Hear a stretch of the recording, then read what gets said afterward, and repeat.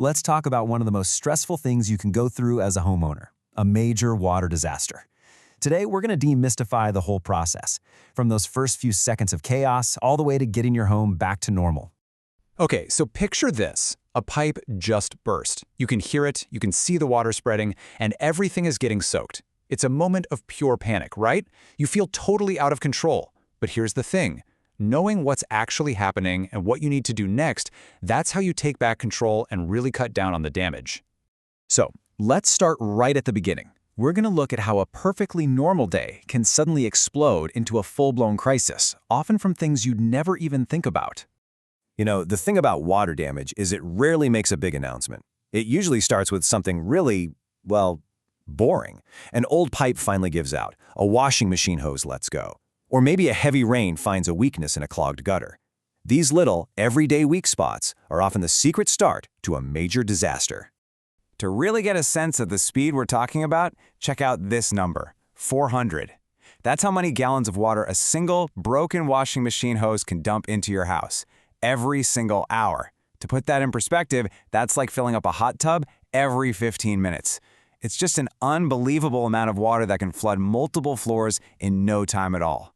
And that feeling of just being completely helpless, it's universal. You're just watching as water soaks into your walls, gets under the flooring, and ruins things that mean a lot to you.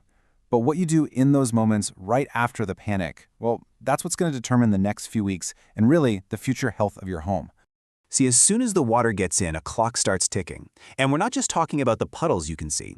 We're talking about the invisible damage that starts spreading through the bones of your house almost immediately.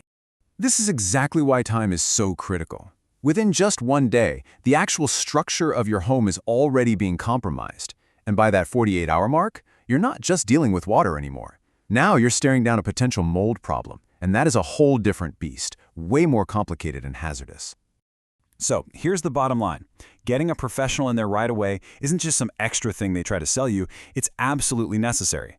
If you wait around to see if things will just dry out on their own, you're making a bet that almost always leads to bigger, more expensive, and honestly, more dangerous problems later on. Now, it's really important to understand that not all water is created equal. Professionals have these categories for a reason. If you have Category 1 water, say from a clean water pipe, a lot of your stuff can probably be dried and saved. But the minute you get into Category 3, we're talking sewage backups or floodwater, the whole playbook changes. Anything porous, like drywall, carpet, insulation, it's all considered a biohazard. You can't save it. It has to go for your health and safety. Okay, so we've laid out the problem. Now, let's pivot to the solution. This is the part where science and a clear process take over from the panic. We're talking about the step-by-step methods that professionals use to get the situation back under control. This isn't just about mopping up a mess. It's a really disciplined three-step process. First, you stop the bleeding and figure out how bad the wound is. Second, you get all the water out, the stuff you can see and the moisture hiding in the walls. And then finally, you rebuild what was lost. Every step has to be done right and in the right order if you want to avoid problems down the road. And to do all that, you need a serious arsenal of equipment. We're talking about huge truck-mounted pumps that can suck out thousands of gallons of water an hour, thermal cameras that can literally see moisture inside a wall, and air scrubbers that pull nasty contaminants right out of the air. This is so far beyond what you could ever do with a shop vac and a couple of fans from the hardware store. So how do you know if a company actually knows what they're doing? You look for this, IICRC certification.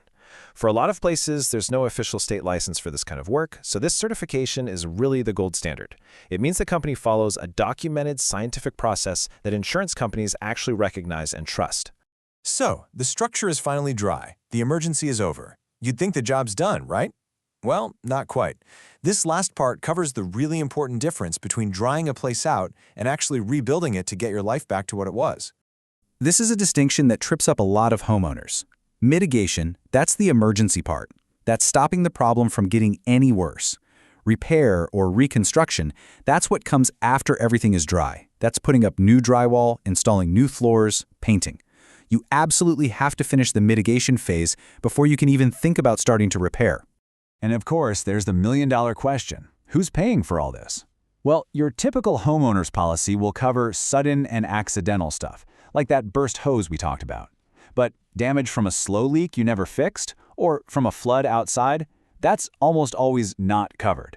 And that's exactly why reacting fast and getting professional documentation is so important for your insurance claim. So, at the end of the day, here's what it all comes down to. Getting your home back to its pre-loss condition isn't just about making it look nice again.